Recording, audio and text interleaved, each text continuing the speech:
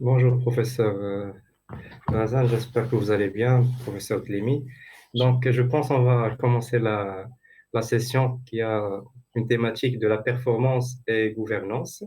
Tout d'abord, on remercie les organisateurs pour pour ce colloque qui est très intéressant et pour leur effort, notamment avec le Covid-19 et l'effort déployé notamment pour assurer le, le déroulement dans les bonnes conditions. Donc, tous mes remerciements à l'équipe organisatrice. Je pense qu'on va donner la parole à Madame professeure Soumaïet Limi pour commencer sa présentation, puisque c'est déjà 10h36. Donc, Oui, en principe, il faudrait commencer à 10h30. très bien. Donc, vous avez la parole, Madame. Bonjour, bonjour chère assistance, bonjour cher président, bonjour cher organisateur. Je suis très heureuse de me retrouver aujourd'hui avec vous dans cette troisième édition du colloque management de la performance. Alors, j'essaie de partager le PowerPoint avec vous. Vous me dites, est-ce que c'est visible ou pas? Est-ce que vous arrivez à Oui, voir? oui, c'est visible. C'est visible, merci. Ouais, ouais, c'est bon. Bonjour tout le monde, je m'excuse pour ce retard. Est-ce que je peux commencer, Monsieur le Président? Madame, oui, madame, vous pouvez commencer. Très bien. Donc, déjà, je suis très heureuse de ma participation avec vous aujourd'hui à cette grande manifestation scientifique. Le thème de ma communication aujourd'hui est comme suit: gouvernance et performance des équipes. Quel enjeu pour un maintien on va dire, du capital humain et de sa performance, donc pour un management efficace du capital humain. Donc, le plan que je vous propose aujourd'hui est comme suit. Je commencerai par une introduction qui va vous offrir une vision globale de mon sujet de recherche. Elle sera suivie de la problématique, qui sera aussi la vision par rapport au fil conducteur de mon travail. Directement, je passerai vers la méthodologie que j'ai pu suivre et la présentation des résultats. Je tiens à vous préciser que les résultats ne sont pas finaux, donc c'est en cours de réalisation. Je présenterai les résultats partiels de mon travail et finalement une conclusion. Donc, passons sans plus tarder vers l'introduction. En fait, il serait judicieux déjà de souligner que la gouvernance est enfant de la complexité.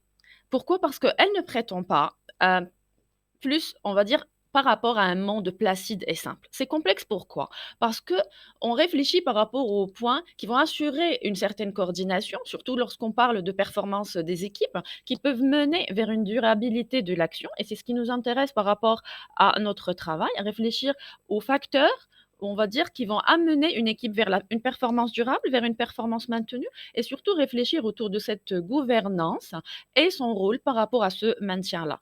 Donc, la dimension performance des équipes, elle est au cœur des organisations. C'est un souci, c'est une préoccupation de la plupart des managers.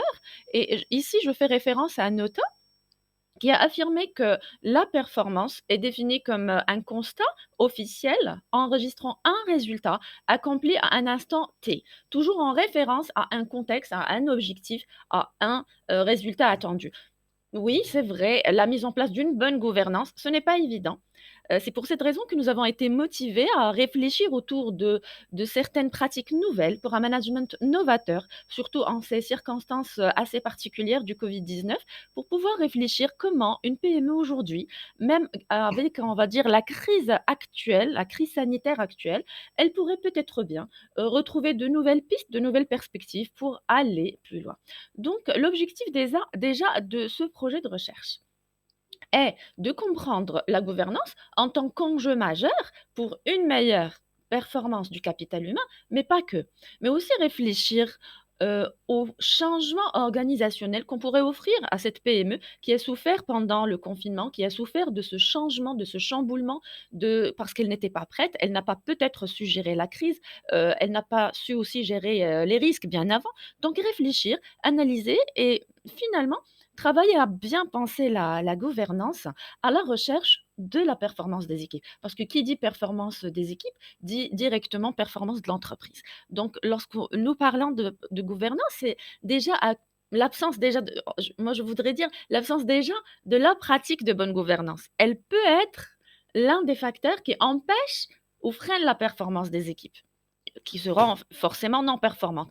Donc la gouvernance et donc dans le cadre organisationnel, à la fois, on va dire, une manière de voir et un cadre d'analyse. Pour quelle raison? Parce que la notion de problématique gouvernance, elle est, on va dire, dans un grand flou stratégique pour plusieurs.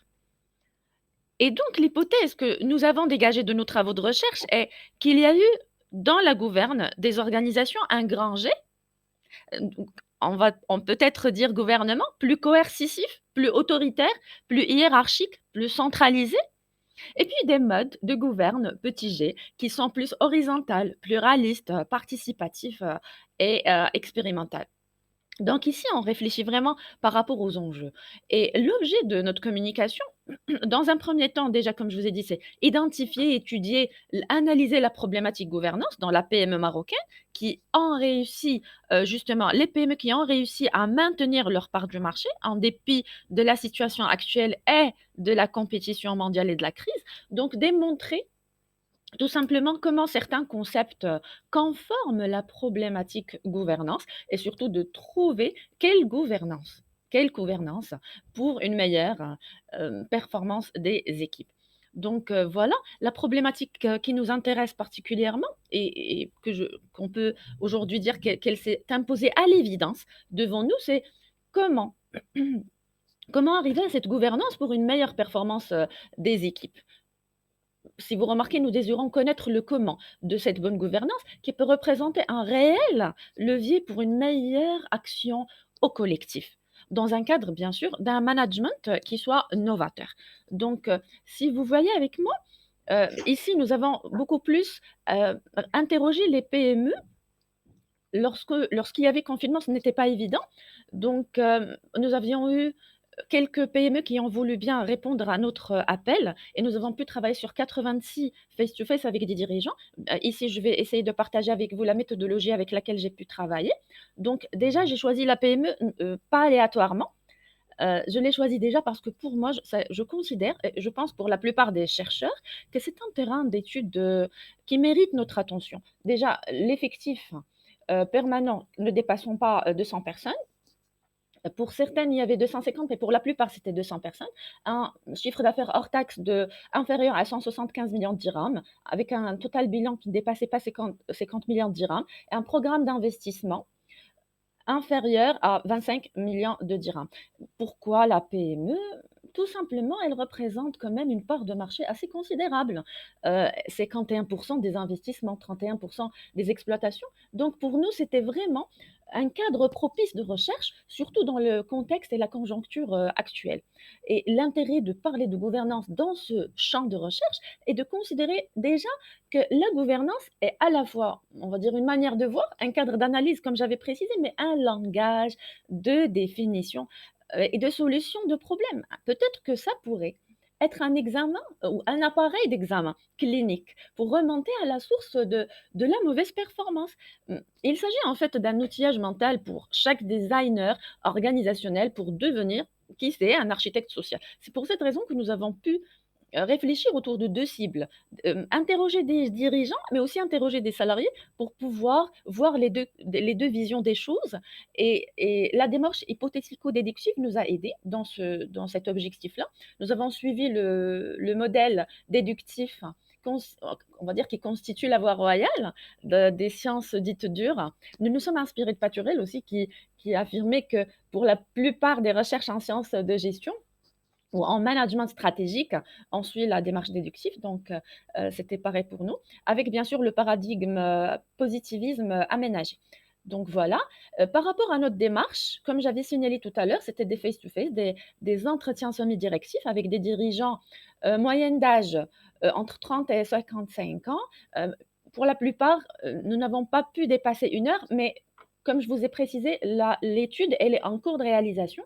Bien sûr, nous présenterons les futurs résultats dans nos futurs articles et communications. Les variables que nous avons pu retenir, déjà, c'est leadership stratégique, fidélisation, collaboration et management transversal. Donc, des entretiens semi-directifs avec des salariés aussi, comme je vous ai précisé, pour avoir cette autre vision des choses. Et le modèle conceptuel Et le modèle conceptuel sur lequel nous avons pu mener ce challenge est comme suit. Nous avons retenu, comme je vous ai précisé tout à l'heure, 4 hypothèses avec nos 4 variables: leadership stratégique, fidélisation, collaboration et management transversal, dans la mesure où ils peuvent mener ou ils seront des facteurs contribuant à la performance des équipes. Le cadre théorique sur lequel nous avons travaillé est riche. Bien sûr, aujourd'hui, je sais que je ne peux pas dépasser 15 minutes. Donc, George Mead, Donald Eschen, Thomas Fröhlicher, Bent Fliebscherk et Hubert Ange et Charles Armstrong ont pu enrichir notre littérature. Bien sûr, il y a une littérature très riche que je ne peux pas pour l'instant partager, faute de temps. Mais par rapport à la gouvernance et en lien, on va dire, avec cette performance des équipes, nous avons retrouvé dans la littérature que si l'on suit le cheminement que nous traçons depuis les premières lignes déjà de notre travail, nous sommes devant une dimension clé du design organisationnel. La plupart des chercheurs dans la littérature, ils ont lié les deux, la gouvernance avec la performance, dans la mesure où peut-être bien il faut échapper à cette unicité de commandement, peut-être bien il faut aller vers le management transversal à l'horizontale, ne plus être uniquement dans l'incitation, la motivation, mais aller peut-être dans le sens d'un apprentissage du collectif, un apprentissage accéléré qui serait une source de valeur ajoutée et d'innovation. Alors, je partage avec vous mes hypothèses.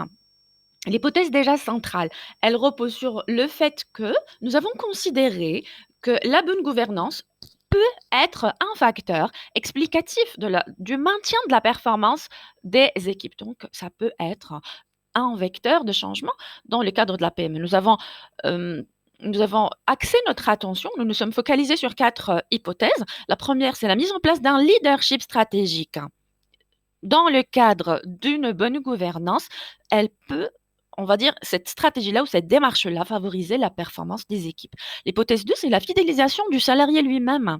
Même en teamwork, même en travail d'équipe, dans le cadre d'une bonne gouvernance, ça peut aussi favoriser la performance des équipes. Être comme une sorte de meneur, de leitmotiv, ce manager qui va essayer de fidéliser ce salarié. L'hypothèse 3, la collaboration de toutes les parties prenantes. Dans le cadre du teamwork aussi, il permet une meilleure cohésion de l'équipe, un esprit d'appartenance, une meilleure motivation, donc pour une meilleure performance au collectif. Et finalement, l'hypothèse 4, un management transversal qui va respecter l'identité de chacun dans une culture commune, dans un objectif commun pour regarder toujours dans la même stratégie, dans cette même envie de performer ensemble. Donc, elle va consolider peut-être bien les efforts déployés en commun et permet aussi une meilleure performance des équipes. Donc, je vais vous présenter tout de suite les résultats partiels de ma recherche. Voilà, j'espère que c'est visible. Voilà, donc les PME marocaines, c'était le terrain d'étude et plus particulièrement les Casablancaises pour l'instant. Nous envisageons ultérieurement d'arriver à dépasser 300. Donc, nous allons essayer de couvrir la plupart on va dire, des régions. Nous visons l'oriental, le nord, le sud et le centre. Donc, effectif entre 100 et 200, comme je vous ai dit, certaines PME, on les a aussi pris par rapport à 250 salariés. Dirigeants et salariés étaient les cibles qui nous ont aidés par rapport à notre étude. Le constat actuel, pour l'instant, même si c'est en cours, mais le constat actuel, c'est que les hypothèses qui ont été retenues est leadership stratégique, lorsque nous avons un leader, meneur, leitmotiv, motivateur, beaucoup plus psychologue, diplomate, et qui est aussi grand frère, et c'est rare, parce que nous ne l'avons pas trouvé dans plusieurs PME. Lorsqu'il se transforme d'un simple manager vers un leader, d'un simple dirigeant avec une unicité de commandement vers un partage, une réflexion commune. Donc là, ça peut mener vers une performance des équipes. Les équipes seront beaucoup plus vers l'identification par rapport à ce monsieur-là qui est là pour eux, qui les écoute. Le leader mènera certainement vers une performance durable, vers une performance maintenue, grâce à une bonne gouvernance. La collaboration aussi, l'incitation à la collaboration, cette symbiose, cette complémentarité et le management transversal. Donc 3 hypothèses pour l'instant ont été retenues et je partage aussi, j'essaie de faire rapidement pour pouvoir respecter le timing. Donc la présence de bonne gouvernance, oui, il s'agit, lorsqu'on l'a, de performance maintenue, de maintien de performance. Et quand nous avons une pathologie de gouvernance, moi je l'ai appelée pathologie de gouvernance. Pourquoi? J'ai osé quand même, c'est assez fort, mais je l'ai appelé ainsi parce que j'ai remarqué qu'il y a dans certaines PME beaucoup plus une psychologie de la peur. On essaie d'aller vers le reproche, vers la peur par rapport à un seuil de performance qui s'élève de plus en plus et non pas vers cette positivité. Plusieurs PME, je ne vais pas dire que j'étais choquée, mais la réalité est ainsi dans certaines PME, le dirigeant ne réfléchit pas pour l'instant à une gouvernance beaucoup plus vers l'autre, vers le collectif. Pourquoi? Peut-être faute de temps, manque d'énergie, confinement et la psychologie humaine qui a régné dans ces 6 mois ou 7 mois de confinement, l'état actuel d'urgence.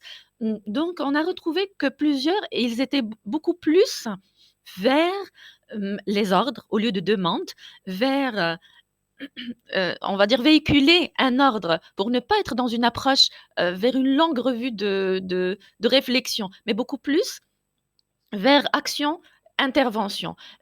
Donc, c'est pour cette raison qu'à travers cette recherche, nous encourageons tous les managers, tous les leaders, tous les gestionnaires à peut-être bien revoir leur façon de faire. Pour quelle raison? Parce que tout simplement, la gouvernance, elle va viser un partage d'informations avec des circuits bien organisés et sans brouillage, justement, sans brouillage. Et chacun connaîtra ses droits et ses responsabilités. Donc, on sera mené directement vers non une seule prise de décision avec un chef d'orchestre, mais beaucoup plus vers une collaboration commune et c'est beaucoup plus intelligent, surtout dans la conjoncture actuelle. Donc, le résultat auquel nous sommes arrivés pour l'instant, c'est que franchement, pour sauver la PME, qui déjà avait des contraintes avant même le Covid, qui déjà souffrait de plusieurs problèmes et de plusieurs défaillances avant même le Covid. Donc peut-être que c'est aujourd'hui le moment de faire, on va dire, un effort pour aller vers un design organisationnel nouveau. Pourquoi? Parce que l'approche gouvernance, elle présente à travers ce qu'on a vu un ensemble d'armistices peut-être temporaires et fugitifs entre valeurs et contexte. Et l'analyse organisationnelle qui veut fonder une intervention utile, elle va reposer fondamentalement au départ sur les réponses à 4 questions. Où est-ce que nous allons ensemble? Où allons-nous? Ces développements prévus sont-ils désirables? Que peut-on faire en fait? Et qui perd et qui gagne? Et par quel mécanisme de glissement de pouvoir? Donc, vous voyez avec moi l'architecture nouvelle à laquelle on peut s'inscrire en fait. Donc, peut-être que ça sera un mélange astucieux, nouveau, oui, peut-être certes, mais qui vaut la peine. Pour quelle raison? Parce qu'on ira vers de nouvelles pratiques managériales, vers une coercition, vers une réciprocité qui peut, malgré cette nouveauté, on va plus avoir ce pilote ou ce stewardship qui est seul. On va plus parler de cela, mais on va parler beaucoup plus aux réactions plurielles. On va beaucoup plus parler de manière d'encourager l'action et ça sera beaucoup plus peut-être intelligent. Donc, gouvernance nécessitera peut-être de la réflexivité pour arriver à la performance durable. Donc, si vous voulez résumer mes résultats actuels pour l'instant, je dirais que si nous voulons installer une nouvelle façon de voir vers une meilleure collaboration de tous, même si les seuils de performance s'élèvent de plus en plus et que l'urgence est là. Donc peut-être bien qu'il faudrait une plus grande autonomie responsable, un management novateur, plus d'échanges, un nouveau design organisationnel, une exploration des connaissances nouvelles, une coopération de l'adaptation, de l'apprentissage, de la coercition et pourquoi pas aller vers aussi d'autres dimensions. Donc là, la réciprocité, ça ne pourrait que être bénéfique pour notre PME. Donc j'arrive à la conclusion finalement. Qu'est-ce qu'on peut dire aujourd'hui? Que coexister déjà par rapport à différentes façons, démarches, réflexions de relations marchandes, que ce soit hiérarchique ou coopérative, dans différents compartiments au sein de la même organisation. Peut-être que ça serait le moment de voir ces mélanges évoluer selon le changement de la donne.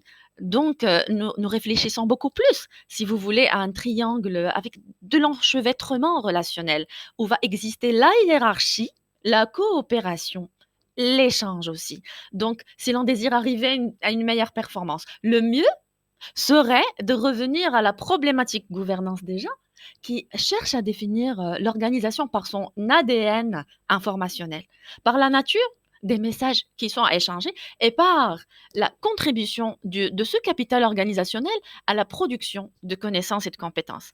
Là, certainement, nous aurons une meilleure performance. Donc voilà, je vous remercie infiniment de m'avoir suivi. Je remercie Monsieur le Président. J'espère que je n'ai pas eu, on va dire, plus de 15 minutes. Je ne sais pas, je n'ai pas contrôlé le temps, mais j'ai essayé de faire vite. Voilà, Monsieur le Président, je vous remercie infiniment. Je remercie l'assistance de m'avoir suivi. Donc, merci beaucoup, Madame professeure Soumeya. Euh, Vous avez rappelé le concept de la gouvernance au début. Vous avez essayé de mettre en relation, vous mettre le point sur la relation entre la gouvernance et la performance. Vous avez évoqué le changement organisationnel également dans le cadre, principalement avec la crise de Covid 2019. Vous avez adopté une méthodologie positiviste améliorée. Euh, les conclusions, pour le moment, je pense qu'ils sont bons. Euh, Par ailleurs, j'invite les participants, s'ils souhaitent poser une question ou souhaitent avoir des éclaircissements par rapport à votre recherche, par rapport à votre revue de littérature, par rapport à votre méthodologie de recherche. Donc, s'il y a des participants qui veulent poser des questions, donc ils peuvent le faire dès maintenant, s'ils le souhaitent. Sinon, on passe à la deuxième communication. S'il y a des questions.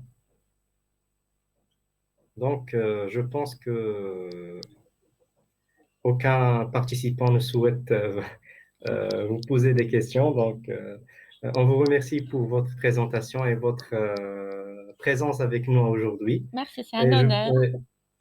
merci. J'appelle Monsieur Idrissi Chouadi, s'il est présent.